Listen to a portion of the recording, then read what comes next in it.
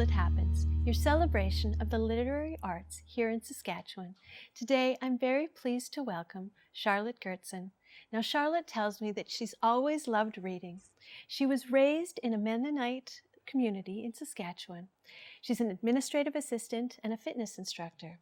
She's married to her publisher, who's also her graphic design artist. Her book is called Alice Was a Mennonite. Charlotte, welcome to the show. Thank you, Danica. So this is your first book. It is. So tell me a little bit about why you decided you wanted to write. Why you wanted to write a story, and this is a substantial. This is a big book. This is a big story. Yeah, 450 pages. Well, there's many reasons. Mostly I wanted to leave a legacy for my granddaughters and my children. I mean, decades have passed since I was a little girl, and I want them to know what life was like and how difficult it was for their great-grandparents and for their grandparents.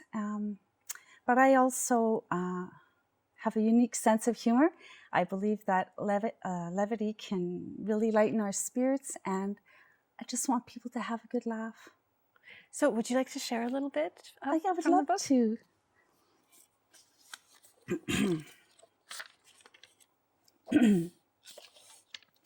Pida, Alice's dad, had made a few signs that he hung on their own front door on Sundays for unannounced visitors. He'd found a can of old black spray paint and ripped a couple of pieces of weathered barnwood from the shed to manufacture his vintage-looking signs.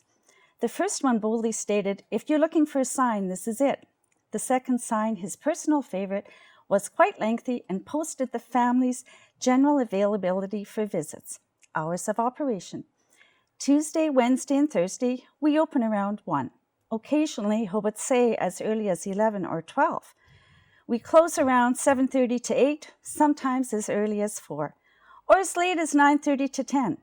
Fridays and Saturdays, we open at 10, or sometimes earlier, unless we were at church the night before.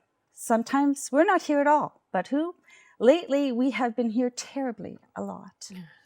Thank you so much. You're welcome. So this book, it has story, but you've also got illustrations and you have recipes. Yes.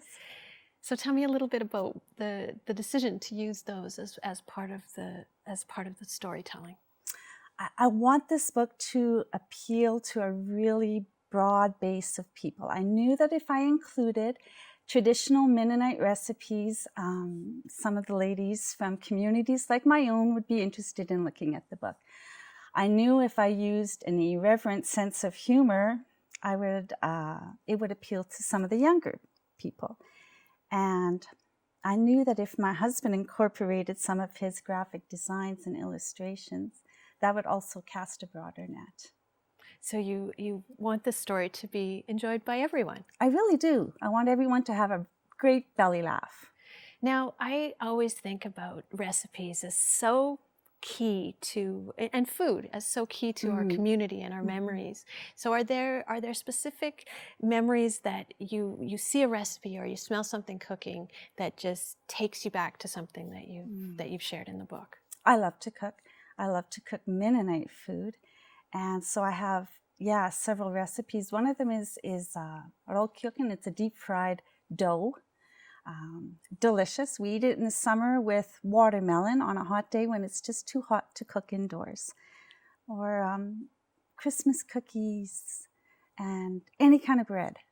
We love cooking and eating breads. So there's lots of recipes that I'm sure will appeal to a lot of people. And I think when we think about memory and we think about the senses, and smell is so embedded in us and is such a connector to memory for us. And when you say all of those things, they're the smell of cookies baking and the bread baking and the dough in the oil. There are so many, those sorts of things. When you're walking down the street and you smell them, it takes you right back. So were you thinking about this book for a long time before you set it to paper? Tell me a little bit about the process. Well, I started writing 5 years ago, and I didn't know what I was doing. I was floundering. My niece is a new author as well. Her name is Jan Bergman, and so she really held my hand and helped to guide me through this process. I rewrote the book 4 times, and I still just didn't think it was catchy enough or edgy enough. So I rewrote it last year, and that's the theme I put to it. The theme is that Alice of Wonderland, I have irrefutable proof that she wasn't raised in England. She was raised in a Saskatchewan village as a Mennonite. So that's how I came up with the theme and put it together, rewrote it last year for the last time. And so it sounds like it is fantasy then. Do you consider it memoir? Do you consider it fantasy? Do you consider it something that's embedded in both memory and imagination? I'm going to leave it for the reader to decipher what's fictional and what's based on fact. And how are people responding to this? It's so been far? Great. We've sold 120 books in less than a month.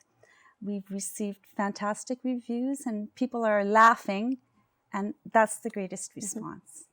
And family, what are besides They're the niece exceedingly proud of us, and my husband's just been my greatest supporter.